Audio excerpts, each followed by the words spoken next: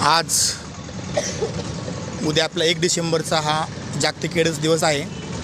तर त्यासाठी आपण आज Yogeshwari college of BSc nursing मार्फत कळंब शहरामध्ये जनजागृती रॅली काढलेली आहे आणि त्या रॅलीतून आपले कॉलेजचे विद्यार्थी, आपले रुदरचा स्टाफ पूर्ण सगळा, डॉक्टर लोंढे सर हे आपल्याला मार्गदर्शनासाठी लाभलेले आहेत पूर्ण सगळे हे।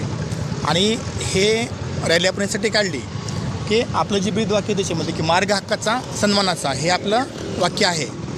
आणि आपण पूर्ण कळंब शहरामध्ये रॅली काढून पथनाट्य तयार करून कॉलेजच्या विद्यार्थ्यांनी एक जनजागृती तयार केलेली आहे की HIV ग्रस्त विद्यार्थ्यांना किंवा पालकांना त्यांच्या ह्यांना कसं सामान्यापासून लांब ठेवलं जातं हे आपण पाहतोय त्याच्यामध्ये हे।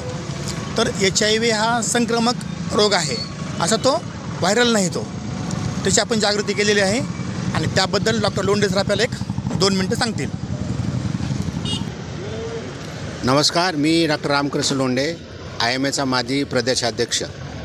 एड्स दिनानिमित्त 1 डिसेंबरला आपण साजरा करतो, त्याऐवजी आज आम्ही साजरा करत आहोत।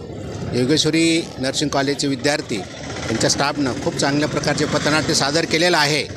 या माध्यमातून समाजाला एक संदेश द्यायचा आहे की एड्सग्रस्तांना तुम्ही सन्मानानं वागवा, त्यांना चांगली वागणूक द्या, भेदभाव करू नका, त्यांना एक चांगलं नागरिक म्हणून जगायचा अधिकार द्या, त्यांना निग्लेक्ट करू नका, झिडकारू नका। आणि त्या अनुषंगाने हे एक पब्लिकला अवेअरनेससाठी केलेलं आहे। त्या निमित्तानं सर्व स्टाफ आणि आमच्या ग्रामीण उपर जिल्हा रुग्णालयाचे स्टाफ यांचा सर्वांना या निमित्तानं मी शुभेच्छा देतो। थँक्यू।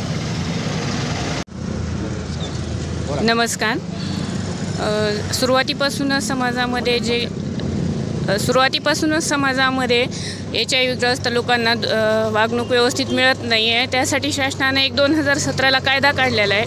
त्यानुसार आता जर HIV पॉझिटिव्ह कोणी असेल तर अशा लोकांना शासनाकडून शिक्षाही देऊ शकतात।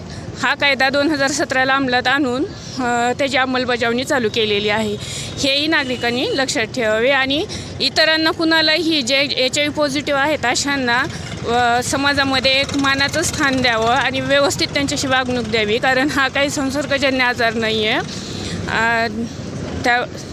धन्यवाद। मी योगेश्वरी कॉलेज ऑफ BSc नर्सिंगची विद्यार्थिनी वैशाली अप्पासाहेब वखरे।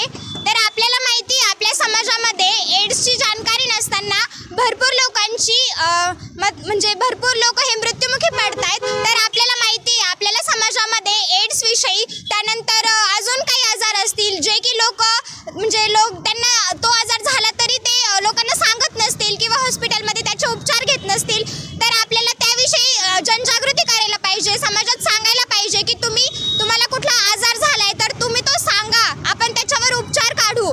तर लोकांनी असं समाजामध्ये असं नाही राहिलं पाहिजे की हा आजार मला आहे तर मग लोक मला ॲक्सेप्ट करतील की नाही करणार, एक निवृत्त नाही व्हायला पाहिजे समाजातून, सगळ्यांना धरून चालायला पाहिजे आणि एक चांगला नागरिक म्हणून जगायला पाहिजे। थँक्यू।